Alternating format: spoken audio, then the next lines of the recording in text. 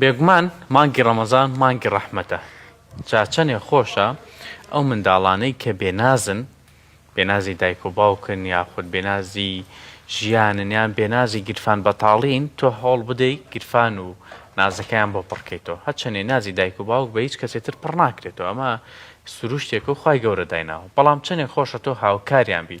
خەمەکانیان کەم بکەیتەوە، لەگەڵیان نابی، پێداویستیەکانیان پڕکەیتەوە. جا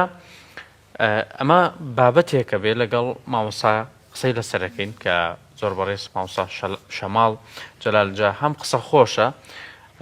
هەم لەگەڵەوەشە نوکتەی خۆشی پێ. جا بزانین بە قسە خۆشەکانی چۆن هانمانەدا منداڵانی بێناز بەناز بکەین. مامۆستا بەخێراتی. زۆر سپاس. الحەمدولillah باشم. خی گەورە پیرۆزی کە مانگی ڕەمەزان لە هەموو جیهان لە موسڵمانان لە خەڵکی شاری کەرکووک و هەرێم و عێراق بەگشتی و لە ئێوەی بەڕێز و بینەرانش. یاخوا بەخێر بێت. مامۆستا لەم هەفتەیە کالەیەکی سێوە دەست پێکا بۆ ماوەی 7 ڕۆژ بەردەوامە بێت کۆمەڵێک چالاکی ئەنجامەدرێت بۆی کەوا زیاتر تیشک بخرێتە سەر منداڵانی بێسەرپەرشتکەوە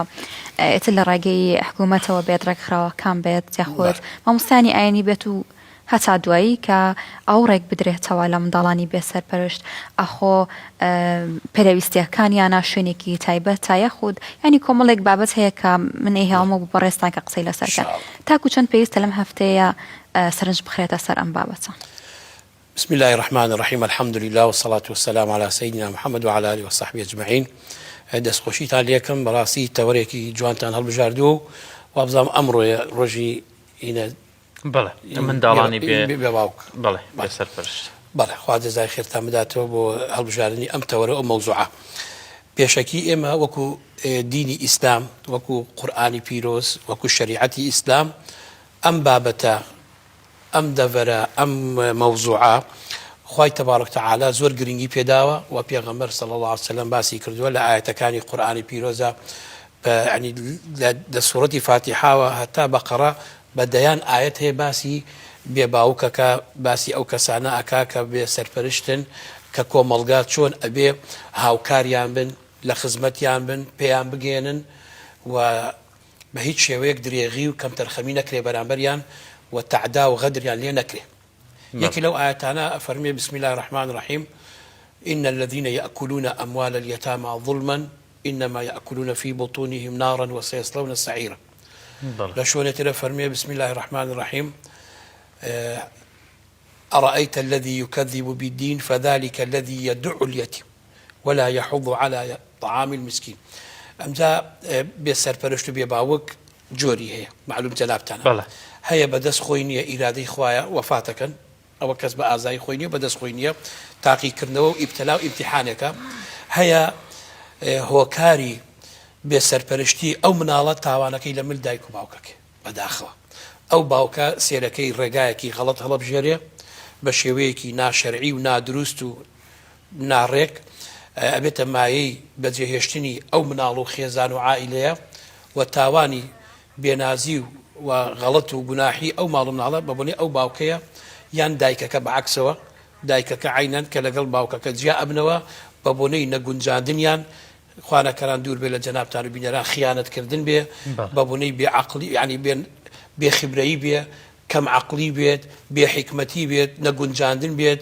نەچنە پێستی یەکەوە ئەمانە هەمووی بێتە مای بێسەرپەرشتی مناڵ. یەتیمان هەیە و بێسەرپەرشتش باوکو دایکی ماوە بەڵام بە هەر هۆکارێک بێت جیابوونەتەوە لە یەکتری ئەوە زۆر زۆر زیان و ئەمانەی هەیە بۆ کۆمەڵگا و بۆ ئەو مناڵە بۆ نەفسیەتی ئەو مناڵە. فبويا إما وكو ما مستعاني آيني طبعا لوزارة أوقاف لوقف سني لكيتي زانايان الحمد لله لمزقوتا كان دائما هان من داوة تشجيع من كردوا برنامج من هبوا دورة من هبوا ودائما يعني مؤتمرات كرا ولا سر أوي كوا منالي بيباوكو دايك إتل آية بوفاة بي يتيم بي يا بي سرپرش بيت ببرنامج همي دان دراوة وباس كراوة إيشي تيا كراوة وتوجينوي لسر كراوة كأمانة همي بربرسياريتي لمل أم كسانة يعني لأستوي أم كسانة يكي لوانا حكمات دائما أبي كاري كي وابكا چونك حكمات سلطي بدسوي حكمات تنفيذة وانیا ئێمە تەشریعی ئەی پەرلەمان و مامۆستای ئاینی و کۆمەڵایەتی و ئەمانە یعنی لەسەری داڕشتنی یعنی یاساکە و تەشریعەکە و ئەمانەیە بەڵام ئەوەی کە تەنفیزیەکان سوڵتەیە ئەبێ حکومەت جێگا و ڕێگا قەرارات و یارمەتی هاندان تەشجیع ئەو کەسانی کە سەرپەرشتی ئەو یان ئەبێ شۆنیان بۆ بکات یعنی زۆر جا هەبووە مناڵی بێ باوک یعنی باوکی نەماوە دایکی نەماوە بەڵام ئەو مناڵە بۆتە نمونەیەک بۆتە قودوەیەک بۆتە پێشەوایەک بۆ کۆمەلگا لە کتێبە ئاینەکان هەمانە لە عالمی دینی فیزیا و کیمیا و ئەمانە هەمان یعنی بڕۆ بیخێنەوە مێژویان تاریخیان بخێنەوە پێش هەمویان پێغەمبەری نازدار صلی الله عليه وسلم کە بە یەتیمی گەورە بوو بەبێ باوک لەو لە زیک دایکی بوو باوکی وەفاتی کرد 4-5 ساڵی بوو دایکشی وەفاتی کرد وانە کەچی پێغەمبەری خوایە صلی الله عليه وسلم حەزرەتی عیسا کە ئەوروپا سێ بەشی مەسیحە یەهودین نەسڕانی حەزرەتی عیسا وەکو معجزەیەک خوای تەبارەک وتعالا کە خەڵقی کرد باوکی نەبوو طبعا خوا بە ئیرادەی خۆی لە زیک دایکی دروستی کرد هەمووشمان ئیمانمان پێ هەیە و چونکە لە قورئان هاتووە بەڵام ئەو حەزرەتی عیسایە ئەوە پشتیوانی خوای لەگەڵا بوو بەڵێ ئەمە با بەنسبەت پێغەمبەرانەوە هەموو کەسێک کە یەتیم بوو ئەمجا لە ملکێیە یەکەم حکومەت دووەم ئەو باپیر و داپیر و مام و خاڵ و ئەمانە ئەبێ ئەو کەسەی کەوا کێشەی کۆمەڵایەتی دروستە بێ لە بین ژن و پیاوەکە یان باوکەکە وەفاتەکە دایکەکە وەفاتەکە ئەبێ بیگرنە خۆیان ئەبێ شعوریان بریندار نەکەن زوڵمیان لێ نەکەن ماڵیان نەخۆن هاوکاریان بن پەروەردەیەکی جوانیان بکەن فێری خوێنەواریان بکەن فێری معریفەت و ئوسوڵیان بکەن لەگەڵیان پشتیوانیان بن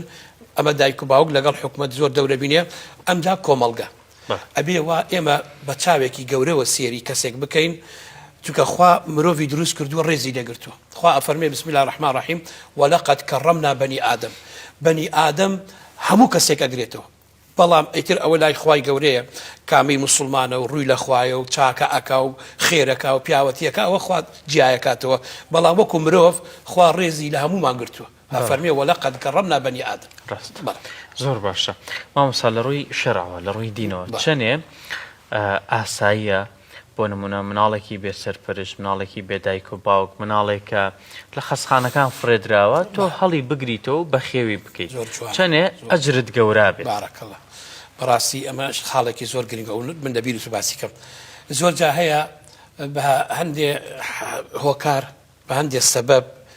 ئیتر هەیە جاروا شەرعیە هەری ناشەرعیە مناڵ فەڕێ ئەدرێ یان بەجێ ئەهێڵدرێ یا لەبەر نەبوونی یا لەبەر فەقیری یا لەبەر کێشەی بینی باوک و دایک یا لەبەر حاڵەتی نەخوازرا و ناڕێک و نابەجێ ناشەرعی سێرەکەم شتانە ڕوویداوە بەڵام بە هەر جۆرێک مناڵێک ئەگەر بێت و دایکەکەی وەفاتی کرد باوکی نەماوە باوکی نییە یا جیابوونەتۆ لە یەکتری یان ڕوود لێ ئەکەن ئەلێن ئەم مناڵە لە ڕاهی خوا بە خێوی بکە طبعا خێرەکەی گەلێ گەورەیە بۆ لەبەر ئەوەی ئەم مناڵە کە تۆ بە خێویەکەی طبعا شەرعاً ئەبێ بیکەیتە ناو خۆت لە جنسێ بنووسی کە ئەمە بە خێوم کردووە لە ئیسلامە جائز نییە کەسێک مناڵ خۆت نەبوو بیکەیتە ناو خۆتەوە ئیلا لە حاڵەتێک وەک ئەنفالەکەی خۆمانکەوە ئەو زوڵم و غەدرەی لەم میلەتە کرا کەوا ئێستا کاتی کیمیابارانی هەڵەبجە نزیک بۆتەوە و ئەنفالەکەی کەوا چەنەها مناڵ بێ باوک و ئەمانە بوو زۆر عائیلە هەبوو بەڕاستی خوا پاداشتی خێری ئەو بنەماڵانە بداتەوە کە برازای ئامۆزای دراوسێی کەسوکاری باوکو دایکی ئەنفال کرابوون ئەو مناڵە وردانیان بە خێو کرد کە جەنابەت فەرمووت ئەمە شەر نییە لە مستەشفا شەر نییە فەڕێدرابێ جاروە حاڵەتێکی وا ئەبێ غەدرێ وا زوڵبێ وا ئەبێ کۆمەڵگای ئێمە ئەلحەمدوللا مسلمانە سێرەکەی بەو پەڕی سەربەرزی و مسلمانەتی و پیاوەتی هەستان ئەم مناڵانەیان پەروەردە کرد یان کابرایەک لە مستەشفا خۆی مناڵی نییە یا لە هەر خزمێک مناڵێک ئەدرێتە لای باوکو دایکی نەماوە کە بە خێویەکە خێرەکەی گەلێ گەورەیە هەتا قیامەت ئەم مناڵە فێری زانست و ئەخلاق و دین و خواپەرستی و کەسابەتی حەڵاڵ هەرچیەک بکە ئەم کەسەی کە بە خێوی کردووە پێغەمبەر فەرمێ صلی الله عليه وسلم من و ئەوەی کە کەفالەتی یەتیمەکە ئایکاتە سەر ئەستۆی خۆی لە مناڵیەوە بە خێویەکەی هەتا گاتە نان خۆی من و ئەو کەسە ئەم دوو پەنجەیە چەندێ بینێتی لە ڕۆژ قیامەت پێکەوە حەشرەکەین لەگەڵ پێغەمبەرە صلی الله عليه وسلم بۆیە ئەوەی دەست بەسەر یەتیمێکا بێنێ ئەگەر باوکی هەبێ یان نەبێ یعنی سێرەکەی باوکی وفاتی کردووە یان باوکی ما بەس بەجێ هێشتووە بێنازە ئەو مناڵە بێنازە بێ سەرپەرشتە کە تۆ دەستێکی بەسەرا دێنی والله وەکو لە ڕیواتێکە هاتووە ئەلێ مناڵێکی یەتیم کابرایەکی یەهودی دەستی پیس بوو بەسەر مناڵی یەتیم سڕیەوە مناڵە یەتیمەکە وا تێگەیشت ئەمە حەنان و عەتفێداتی خۆشی ئەوێ مناڵەکە زەردەخەنەی گرتی پێکەنی دڵی خۆش بوو کە کەسێک ئیحتیمامی پێدا خوای گەورە لەبەر خاتر ئەو یەتیمە کە دڵی خۆش بوو هیدایەت ئەم کابرا یەهودییدا ئەمەی کە دەستی هاور بەسەریا خوا نوری کردە ناو دڵیەوە بوو بە موسڵمان و چووە جەنەتەوە لەبەر خاتر ئەو یەتیمە اینجا هەر ماڵێک وەک جەناب دوتنی کە مناڵی بەخێوەکەن بێ سەرپەرش بێ بێ باوک بێ یەتیم بێ غەیری یەتیم بێ ئەو ماڵە خێر و ڕزق و بەرەکەت و ڕەحمەت ئەڕژێ بەسەریا ئەگەر بێت و لەگەڵ یا بەڕەحم بن باش بن پەروەردەیەکی جوانی بکەن بە خێوی بکەن بە حەڵاڵی زۆر بە ڕێک و پێکی بە خاوەنی بکەن لای خوای تەبارەک وتەعالە پێوترێ سەدەقە جاریە هەتا ئەو ڕوحە لەبەر ئەو مناڵە بێ خوای تەبارەک وتەعالە بە ئەجر و حەسەنات و سەدەقە و خێر بۆیان ئەنووسێ ئەم حەدیثانەی زۆر لەسەرە لەگەڵ پێغەمبەر حەشرەکێ صلی الله عليه وسلم. مامۆستا بەڕێزێکم پرسیاری هەبوو بۆ بەڕێستان کە لە تەمەنێکی زۆر منداڵیەوە باوکی لە ژیانانەمەوە جا پرسیارەکەی ئەو بۆ ئاخۆ منداڵانی بێسەرپەرشت پێگەیەکی تایبەتیان هەیە لای خوای گەورە بەڵێ ئەم مناڵە کە لە دایکە بێ زۆر جا هەبوو وایسە من خزمێکمانە بخوا عەفویکە یا ڕەبی مناڵەکەی دوو مانگی مابوو لە دایک بێ شەهید بوو بە تەقینەوە برایەکشی عینەن تیرۆریست کوشتی ئەوە دوو شەهید یعنی ماڵ خاڵۆمە دوانیان بە غەدر و زوڵم کوژران ئەو مناڵە کە لە دایکە بێ ئەمە ئیمتیحانی خوایە هەمومان ینی بەلەو منش ینی من لە 11 ساڵی خۆم بە یەتیمی گەورە بووم بەڵام الحەمدولله چونکە حاڵ و وەزعمان باش بوو فەقیریمان پێوە دیار نەبوو بەس بێنازی باوکمان پێوە دیار ئەمن و خوشکەکەم مناڵ بووین ئەوە کانتر گەورە بوون الحەمدولله ئێمە یەتیم بووین من ئەو 10 ساڵ بوو من 11 ساڵ بووم تقریبا 10 ساڵ بوو ئەو 9 بوو شتێوا بوو بێنازی دایک و باوک لای خوا ئەجرێگەل ئەمە امتحانە من ئێستا هەر کەڕێتێک یەکێ مۆبایلەکەی کە لێدا ئەلێ بەڵێ باوە ژیان یان نووسراوە باوکم من یعنی زۆر قورسەدا لعنی ئەلێم چەند خۆشە ئەم نازە ئەم باوکە ئەم کەسە نووسێتی باوکم خۆزگە منش باوکم بمایە تۆزێ قورسە ڕاست اینجا بە حەقیقەت ئەم کەسەی کە ئەم سوالەی کردووە ئەمە ئیمتیحانێکی خوای تەبارەک وتەعالایە ئەبێ ڕازی بین خوا قەدەری وا بووە ئەم مناڵە بە یەتیمی گەورە بێ بەڵام پێگە و پلە و پایی لای خوا لەسەر ئەو سەبر و تەحەمل و بێنازی باوکە ئینشاءالله ئەجری گەورەی لای خوا ڕاست بێگومان وەڵا هاوڕێیان پرسیاریان هەیە لەسەر و نازام تێ نەگەشتم فەرقی کافلیەتیم کافلیەتیم و فەرقی بینی کافلیەتیم و تەبەنی ئەم جیاوازی لە ڕووی دینەوە چۆنە و ئەجری کامیان زیاترە سوالێکی زۆر شەرعی و بەجێ و ڕێک و پێک کەفالەت یەتیم ئەوەیە کە تۆ ئەو یەتیمە لە ماڵی خۆی لە شوۆنی خۆی لای کەسێک باپیری لای دایکی لای کەسێک کەفالەت یەکەی بەخێوکردنی ڕاتبی جلوبەرگی ناز و ئەمانەی ئەدەیتێ خواردن و ئەمانەی بۆکەی بەڵام لای تۆ نییە ئەبیتە کەفیلی و پێغەمبەر فەرمیێ صلی الله علیه وسلم هەر کەسێک کەفالەتی یەتیم و بێوەژن بکە لە ڕۆژ قیامەت شانی بەشان منەوە ئەچێتە باشکەوە ئەمە مەکانەتێکە گەلێک گەورەیە یعنی بۆیە کۆمەڵگای ئێمە دەرحەق یەتیم زۆر ئاگدارن چونکە یەتیم ئەگەر زوڵمی لێ بکەیت ئەمە بەنسبەت سەدی بەسەر زوڵمەکەش ئەوە زۆر گرنگە خوا ئاماژەی پێدەم بەکەلە بیرم مەسەلەی میلات ئەخ زۆر مامە و خاڵۆ هەیە حەقی یەتیمیان خواردووە زۆر گوناحی گەورەیە ئەوەش باسێکن بە دەرحەق کەفالەت وەکووتمان لە ماڵ خۆت نییە بەڵام ئەیکەیتە سەر شانی خۆت پارەیان بۆ ئەبەی جلوبەرگیان بۆ ئەبەی بە خێویانەکەی سیارەیان بۆ ئەگری چاود لیانە بێ سەریان لێ ئەدەی بەڵام شەر نییە لای خۆت بێ جاروایە کەفالەت یەتیمەکەی لای خۆتە جاروا بیتە کەفیلی لای خۆت نییە بەڵام تەبەنی ئەوەیە لە ماڵەکەی خۆت گەورەیەکەی پەروەردەیەکەی لەگەڵ خۆتە هەڵەسێ و دائەنشێ تەبەنی یعنی بە ناوی خۆتی ئەنەی بەڵام ئەبێ شەرعەن لە جنسێ بنووسی ئەم مناڵم بەخێو کردووە کین خۆم نییە چونکە گوناحبارەبی بە ناو خۆتی بنیت و ئەوش بە شەرتێ ئەبێ ئەگەر کەس نەبێ نەمامەی نەباوکی نە کەسێک هەبێ بە ناوی بکەی ئەنجا بکەیتە ناو خۆت شەرعەن خوا لە قورئانە فەرمێ بسم الله الرحمن الرحیم ادعوهم لآبائهم هەر مناڵێک با بەناو باوک خۆیەوە بێ ئاخە جاروا دایک و باوکەکە زندوشە کابرایە دەوڵەمەند مناڵی نابێ حەزەکە مناڵ لە ماڵی هەبێ پێی خۆشە خوا بەشی نەداوە سێرەکەی مناڵی برازایە خوشکەزایەک خزمێک دراوسەیەک دێنێ ئەیکاتە ناو خۆی شەرعەن گوناحە بلێ بۆ ئەوەلەن بێ ئەمری خوایە دووەمش ئەو خوشکوبرانەی تۆ کەوا ئەو خوشکوبرانەی تۆ کە وەرەسەیان بەرەکەوێت تۆ دەوڵەمەنی ئەم مناڵاکەیتە ناو خۆت لە قانون ئەیدا بم سێ بەشی ماڵەکەت ئەمەی بە ئەم کورتە لە کستە کورتە وایە ئەگەر کچ بێ نیوەی ماڵەکەی بەرەکەوێت ئەگەر کوڕ بێ بەریەکێ وانە کەواتە مامە و خاڵۆ مامە و میمک و ئەمانە و دایک و باوکت هەمووی وا لێ کرد وەرەسیان کەم بێتەوە یان وەرەسیان بەرنەکرد وایە ئەنجابۆیە تەبەنی ئەوەیە کە لە ماڵەکەی خۆت بە خێویەکەی ئەیکەیتە ناوی خۆشتەوە و هەموو شتێکی لەسەر تۆیە بەڵام کەفالەتی یەتیم شەر نییە لای خۆت بێ جاروا لە شۆن خۆیەتی بەڵام تۆ ئەیکەیتە سەر ئەستۆی خۆت گەوریانەکەی چاود لیانە بێ ئەوە بەو شێوێ بەنسبەت ئەو خاڵی تر وەرەسە زۆر جا باوکێک ئەمرێ حاڵی باشە کۆمەڵێ مناڵ وردی هەیە هەندێ ماڵ هەیە هەمووی نە هەندێ عائیلە هەیە سێرەکەی ماڵی ئەو یەتیمە ئەخۆن چونکە خوای گەورە ئەفەرمێ لە سوورەتی نیسا کە باسی وەرەسە ئەکا ئەفەرمێ ئەوەی ماڵی یەتیم بخوا وەک ئەو وایە ئاگری کردی بێتە ناو زگی خۆی و ناو ناخی خۆی ناو زگی خۆی إن الذين بسم الله الرحمن الرحيم إن الذين يأكلون أموال اليتامى ظلما بنا حق بيخوي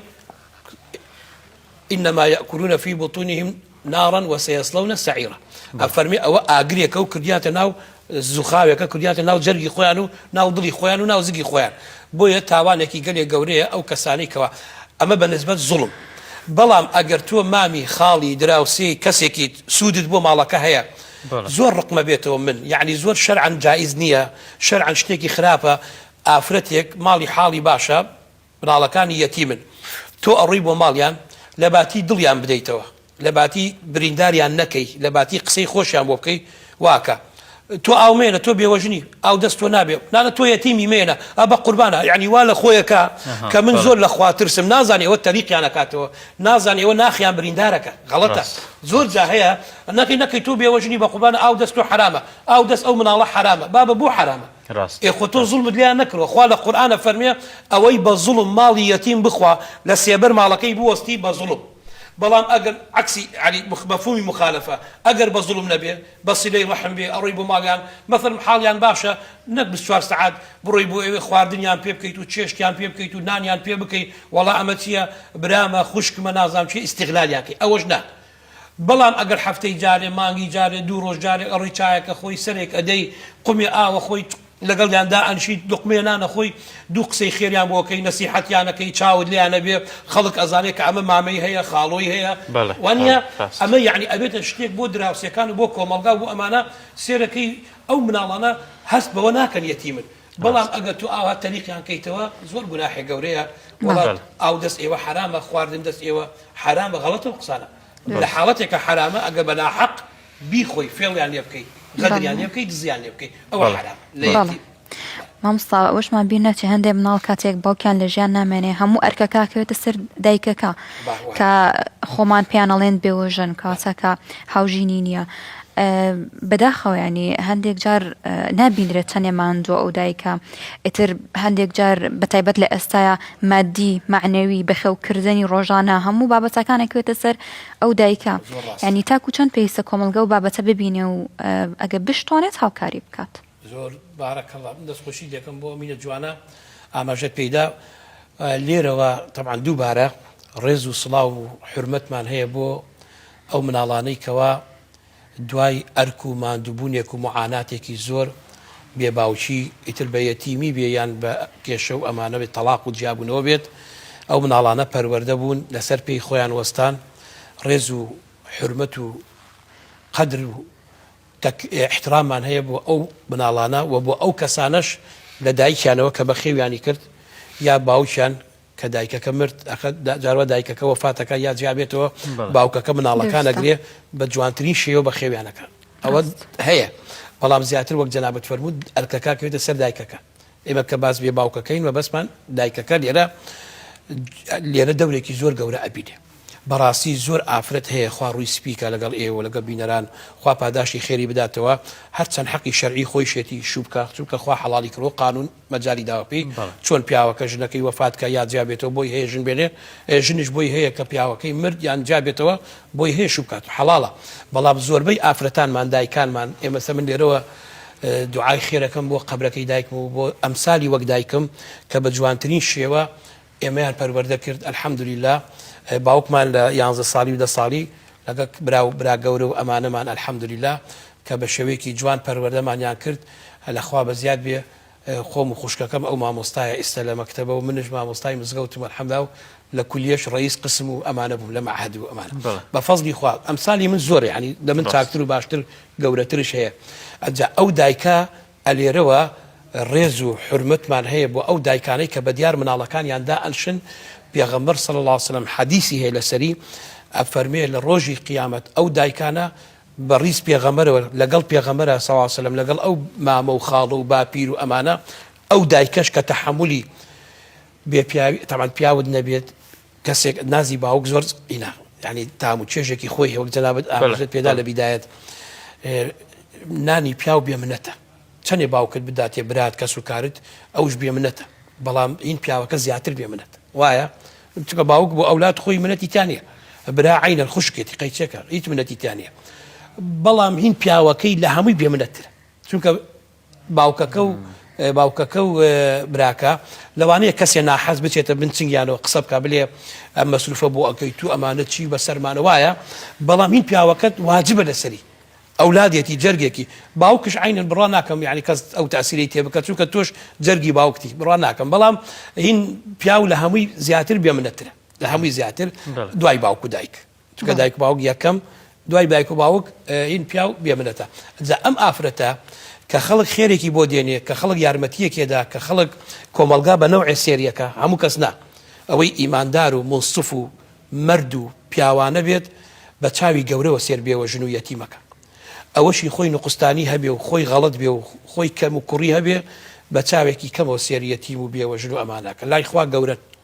لای خەڵکی ژیر و ڕۆشنبیر و عاقڵ و زانا و دانا یەتیم و بێوەژن گەورە جا ئەوەی دادە فەرمووی ئەو دایکانە لای خوا ئینشاءالله لای کۆمەلگاش پلەپایە و مەقامیان گەلێ گەورەیە و هەر ڕۆژێکیان بە حەجێک و حەسەنات و خێر و پاداش بۆیان ئەنووسرێت چونکە ئەرکەکەیان گەلێ قورسە زۆر سپاس ماندوونەوی مامۆساجان بخێر بێ سەرچاو عەزەتێکێشا سپاس بۆ ئەو زانیاریانە سپاس بۆ هەموو ئەو منش زۆر خۆشحاڵ بووم زۆر مشەڕەف بووم زۆر گەورە بووم دەستان خۆش بێت تەوەرێکتان هەڵبژاردووە یعنی وەکو ئاینی ئیسلام زۆر گرنگی پێداوە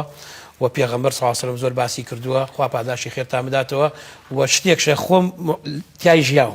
يعني بەڕاستی تەوەرێکە مەوزوعێکە من خۆم بەو شێوەیە الحەمدولله ڕاستە ئیمکانیەتی مادیمان باش بوو بەڵام وەکو نازی باوک وەکو باسم کرد شتێکتان هەڵبژارد زۆر دڵم مرتاح بوو خوا پاداشتی خێرتان بدات بەخێراتێ سپاس زەحمەتە بوونێت